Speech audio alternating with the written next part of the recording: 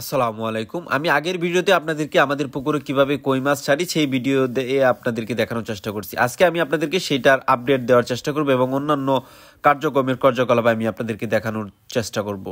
প্রথমত আপনারা যারা মনে করেন বিশেষ করে মাছ চাষ করতে চান, অবশ্যই মাছ চাষ করার ক্ষেত্রে আপনাদের খুঁটিনাটি ভালোভাবে জানতে হবে। তা না হলে আপনারা মাছ চাষ করে কখনোই স্বাবলম্বী এবং সফলতার মুখ দেখতে পারবেন না। প্রিয় দর্শক শ্রোতা, আমি আপনাদেরকে প্রথমত গেল ভিডিওতে আমি আপনাদেরকে দেখানোর চেষ্টা করছি আমরা কিভাবে একটি পুকুর প্রস্তুত করি এবং সেই পুকুরে কিভাবে কই মাছের রেণু আমরা দিয়ে থাকি। আর আজকে আমি আপনাদেরকে দেখানোর চেষ্টা করব আজকে আমাদের সেই কই মাছের রেণুগুলো 4 দিন বয়স হয়েছে আর সেই মাছগুলোর আপডেট, মানে কই মাছের রেণুগুলো কি আমাদের আদতে ঠিক আছে, না নষ্ট হয়ে গেছে, না প্রোডাকশন ঠিক হয়েছে।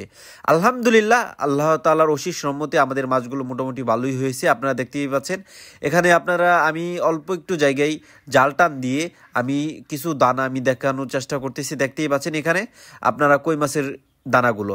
আর আমরা আরেকটি পুকুর প্রস্তুত করতেছি, সেই পুকুরে গুলশা মাছের পোনা দিব। এজন্য আমি আপনাদেরকে প্রথমত যারা মনে করেন মাছ চাষ করেন অবশ্যই পুকুর প্রস্তুত করা গুরুত্বপূর্ণ।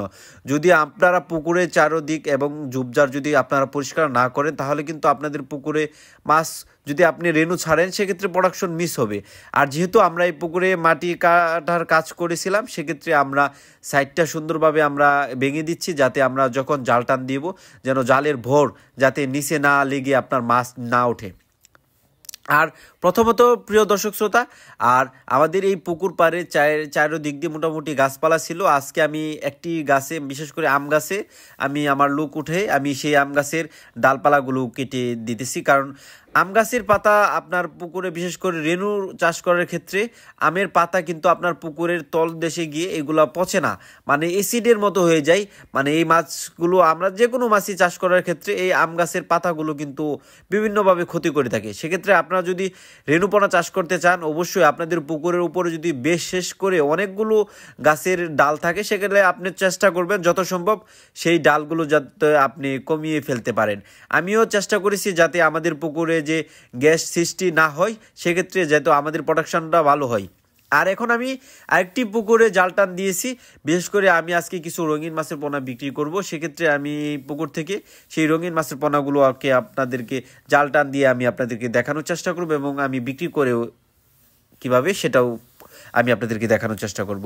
এখন আপনারা দেখতেই পাচ্ছেন আমাদের পুকুরটি অনেক বড়, আর এই পুকুরটিকে আমরা জাল টান দিতেছি 5-6 জনে মিলে। তারপরে আপনাদেরকে এখন দেখাবো যে আমরা যে বিশেষ করে আমি কিন্তু সাধারণত রঙিন মাছও করে থাকি। রঙিন মাছের মাঝে কমেট এবং জাপানিজ কই কাপটা আমাদের কাছে অ্যাভেলেবেল পাবেন।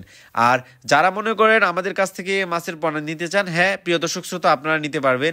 আপনারা আমাদের যে নাম্বারটি দেওয়া আছে আমাদের পেজে, সেই পেজে যোগাযোগ করবেন। আপনারা যে কোনো টাইমে ফোন দিবেন, অবশ্যই ফোন দিয়ে আপনারা বাংলাদেশের যে কোনো প্রান্ত থেকে কিন্তু আমাদের কাছ থেকে জাপানি কৈকাপ মাছের পণ্য কিন্তু আপনারা আমাদের কাছ থেকে নিতে পারবেন। এখানে দেখতে পাচ্ছেন এই কৈকাপ মাছগুলোকে আমরা এখন তুলবো। কিছু মাছ আমার অর্ডার আছে, সেই মাছগুলো আমি এখন তোলার জন্য আমি পুকুরে জাল টান দিই।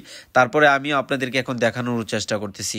এখান থেকে কিছু মাছ তুলে আমি এখন প্রথমত আমি আপনাদেরকে একটি মাছ তুলে আমি আপনাদেরকে দেখানোর চেষ্টা করতেছি আমাদের মাছগুলোর কোয়ালিটি এবং কোয়ান্টিটি। প্রিয় দর্শক শ্রোতা, যারা মনে করেন শখের বসে এই রঙিন মাছও চাষ করতে চান তারা এই শখের বসে এই রঙিন মাছও চাষ করতে পারবেন। আমাদের কাছ থেকে নিয়েও আপনারা এই মাছগুলো চাষ করতে পারবেন, কারণ আমরা বাংলাদেশের যে কোনো প্রান্তে এই রঙিন মাছের পোনাগুলোকে হোম ডেলিভারিও দিয়ে থাকি।